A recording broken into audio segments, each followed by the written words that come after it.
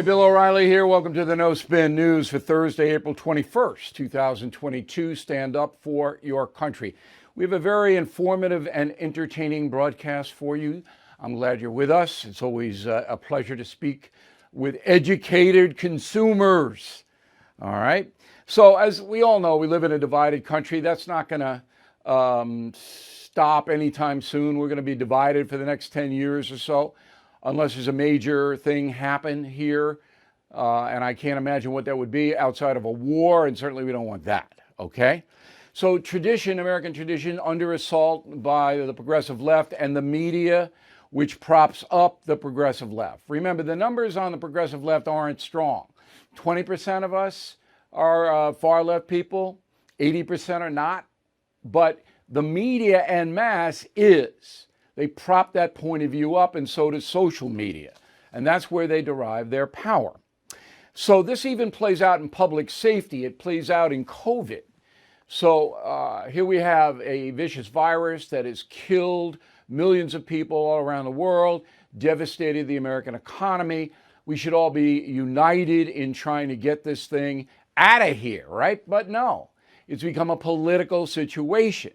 And the mask is the symbol of the politics. So that is the subject of this evening's Talking Points memo.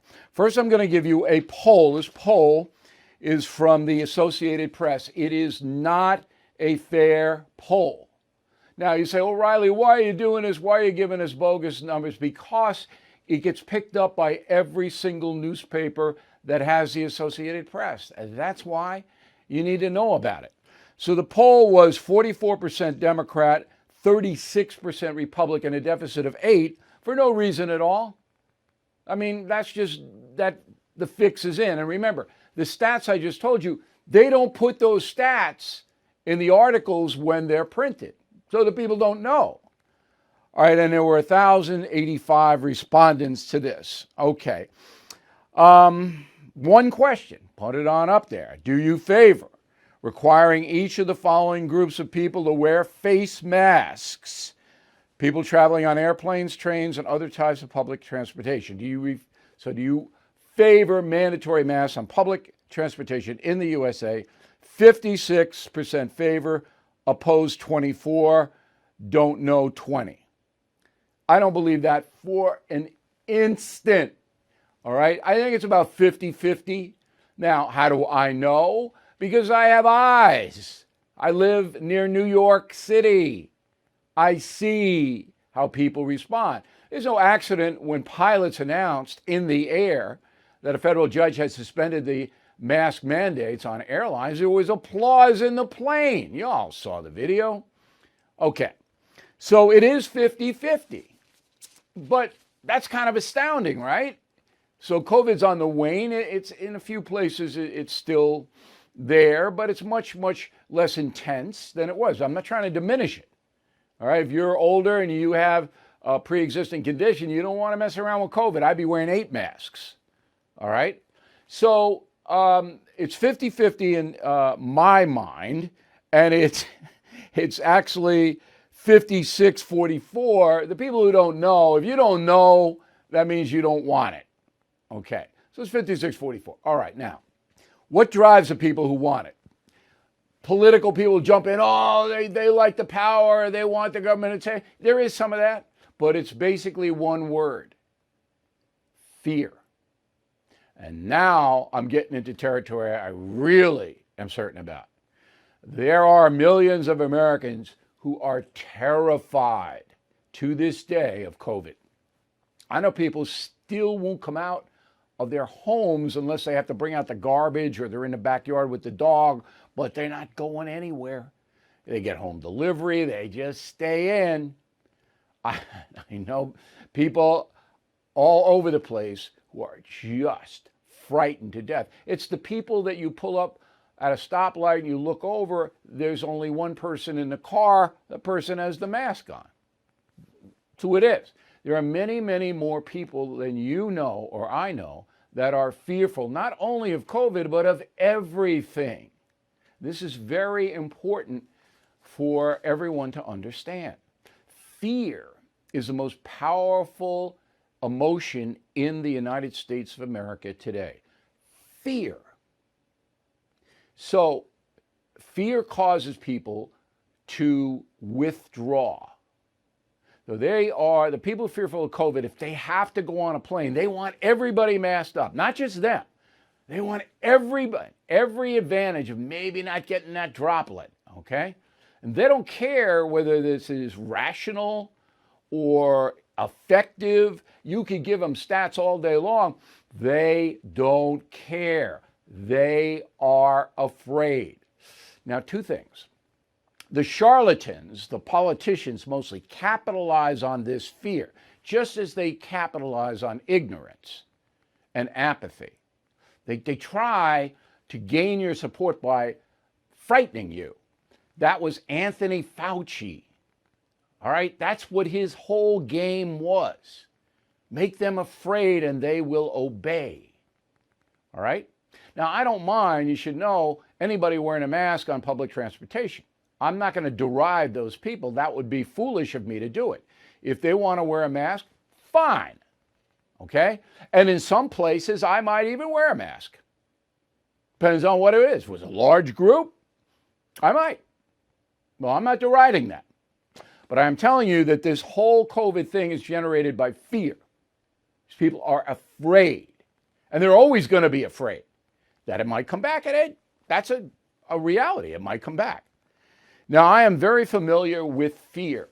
And I want to make one more point. Social media has terrorized the United States of America because any one of us, and I am the poster boy for this, your reputation can be destroyed in a heartbeat. If you're a kid in school, you can be bullied, you can be just on click, and these people aren't identified. They're assassins. There are entire websites like the Daily Mail. That's all they do is try to hurt people on social media. And so people are afraid of that. Even the most powerful people are afraid of it, all right? Because you can't defend against it. If you want to file a lawsuit, that'll cost you millions of dollars. It'll take 8 years.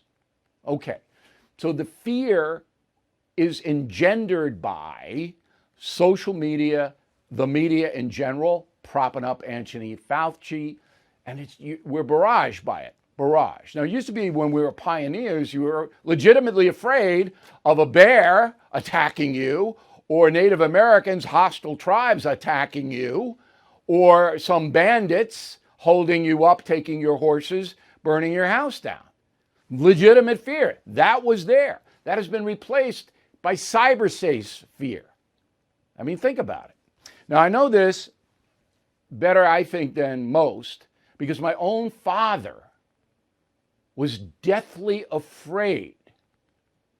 Now, William O'Reilly Sr., naval officer, son of a New York City cop, 6'3", burly guy, tough guy.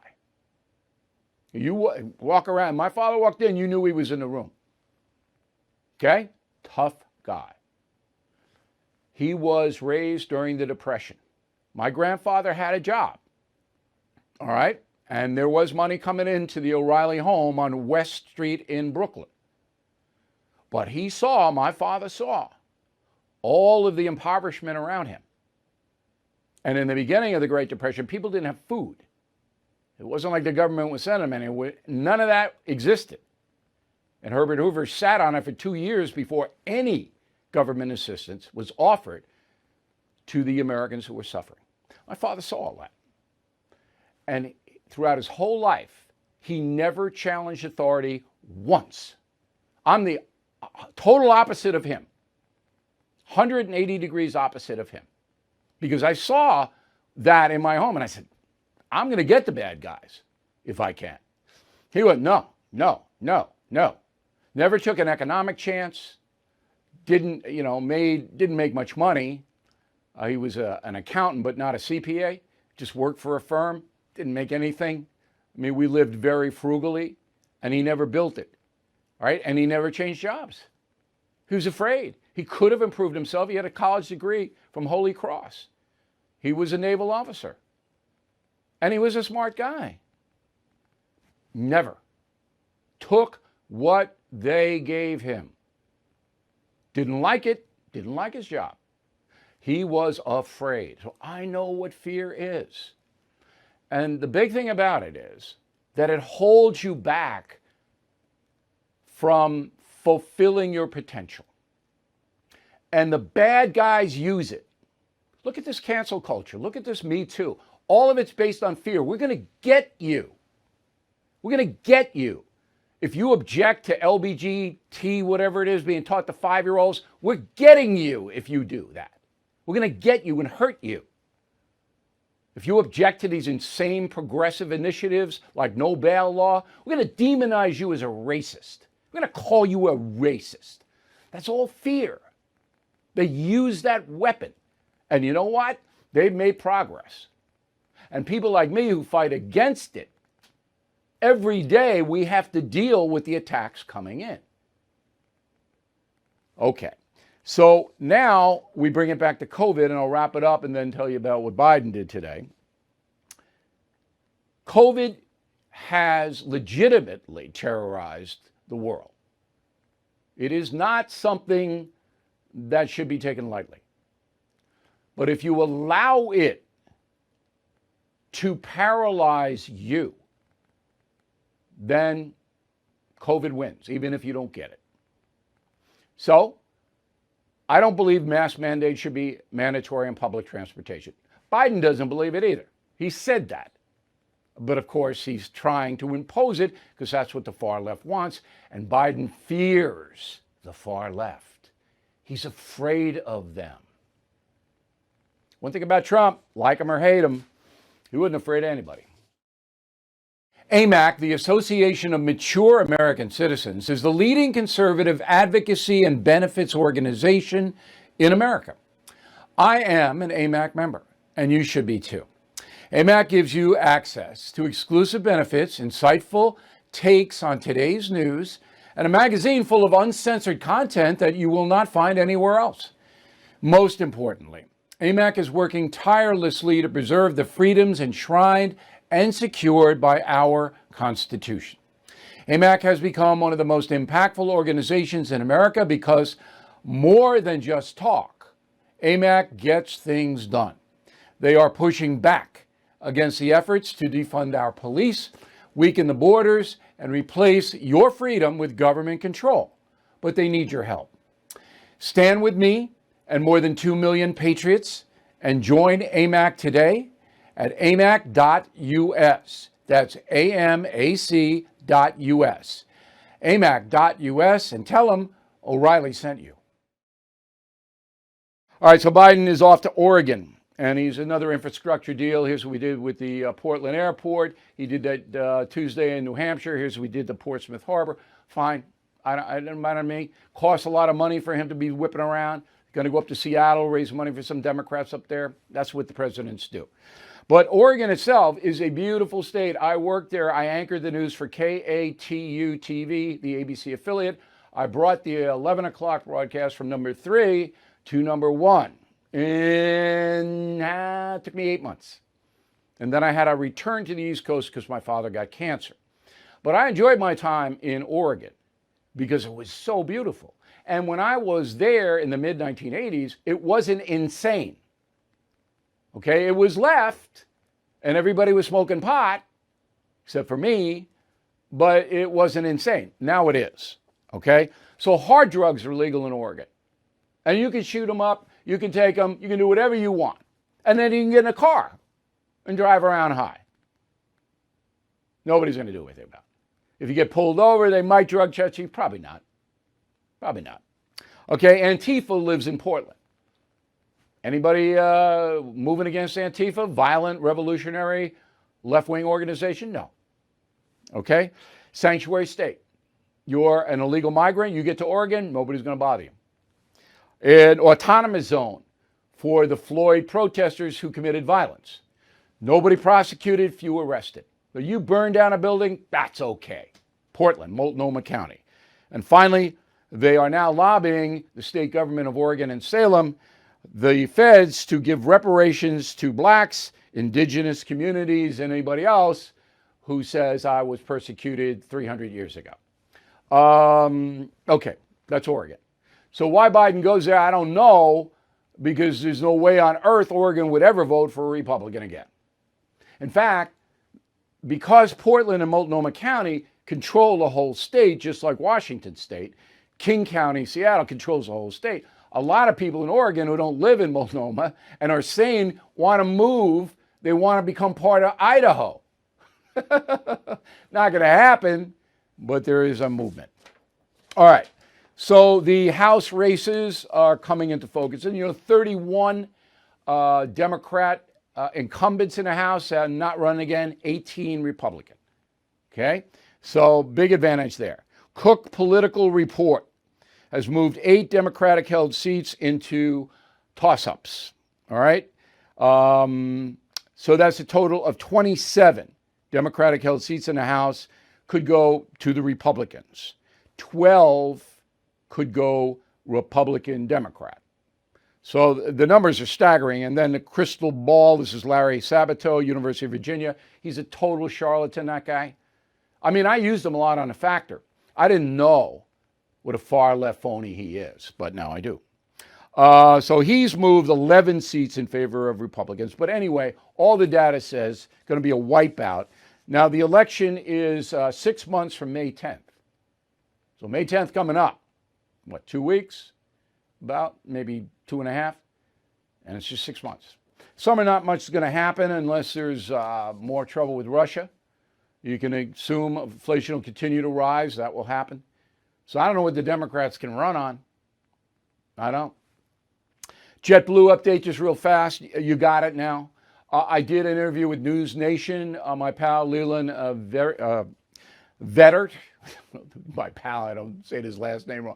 But Leland and I worked together at Fox News. He was a very good correspondent. He has a show now at 7 p.m. on News Nation. He anchors the show. He had me on. We talked about this whole thing, this whole airline JetBlue situation. But you should know this week, okay, my incident happened April 3rd.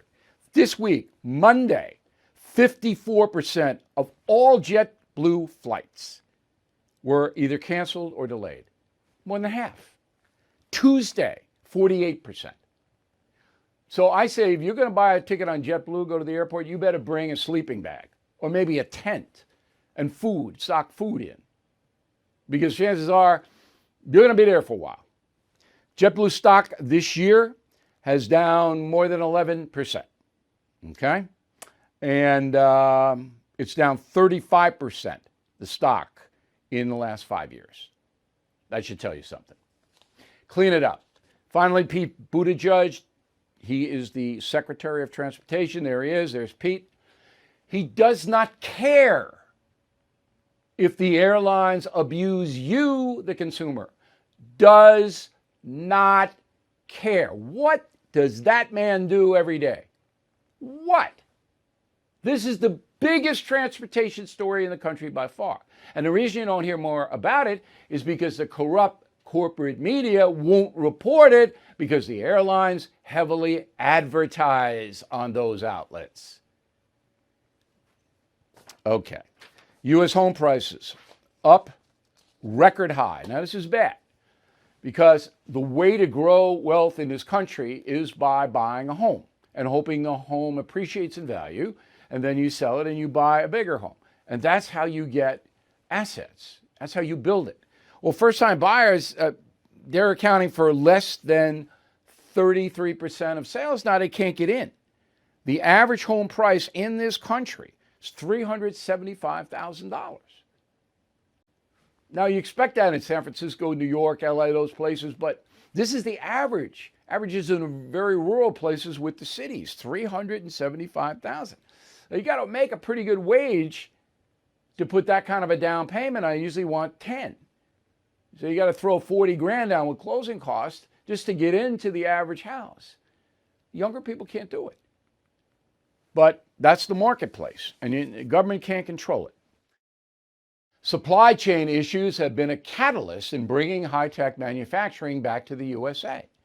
My tech expert and founder of Brownstone Research calls it the Great Recalibration, and he discusses it in his newsletter, Near Future Report.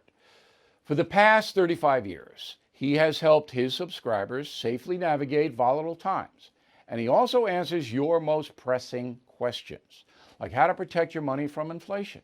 What are the implications of a new digital currency and the Great Reset? What will the Fed do with interest rates? And what is expected from the stock market in 2022? Brownstone Research has been at the forefront of nearly every major market move for the past 35 years. Let Jeff Brown help you by signing up for his newsletter today at a 75% discount. It's a 12-month subscription for only $49. Please go to jeffbrowntech.com. jeffbrowntech.com. jeffbrowntech.com. Okay, here is the final thought. As you know, I have a long history with Jon Stewart. He's got a new program. The problem with Jon Stewart and the problem with the program is nobody's watching it because I think nobody can find it. First, a look at O'Reilly Stewart. Go. How about Donald Trump? I pray. For or against? That he runs. You'd like him? The man puts his name on everything he has. The only other people in the world that do that are 6-year-olds. Like that for a comedian, he has his name on a helicopter. Who puts your name on a helicopter? Does he lose it in the parking lot? Like what? Why would you have your name on a helicopter? He has silly hair and crazy thoughts. That to me, I mean, he spends, before he runs for president, he spends his day arbitrating arguments between Meatloaf and Gary Busey. For me, that could be good in diplomacy, though. I could put another wing on my house if that guy runs. I'd be honored. So you're not taking him delighted. Seriously? No. You don't take any of these guys seriously, though. That's you mock probably them all. Right. Because I think, unfortunately, the system that we've got makes it harder and harder for people to govern effectively because so much of their time is spent running. I actually agree with that. You do, don't you? Yeah. Look at you now. I know. You're becoming very comfortable with me. You don't want me to leave. You want this date to go on forever. Yeah. Okay, so Stewart is now on Apple Plus. I don't even know how to get Apple Plus. You've got to pay to see him, and not many people are. So the press, which loves to tear down successful people, they live for that, they're hammering Stewart. Now, I like Stewart. I think he's, of all of them, the most talented. I think that if he ran a late-night franchise, he might reinvigorate it, okay? But I also know what he's up against because I do the same thing that he does. So BillO'Reilly.com, where the No Spin News emanates, we are a subscription service. And we are successful because of you, because you consume this product. So now we're on our annual drive to recruit people. And I always ask, if you can get one person to subscribe to BillO'Reilly.com, I mean, we're already fabulously successful. I don't do it for the money. We pay our people very well. We're expanding all over the place. But it's up to you. It's really up to you. So get one person, either give them a subscription, buy them a gift. And remember, if you buy them a gift subscription, you get a free copy of Killing the Killers or anything. But convince people to give us a try.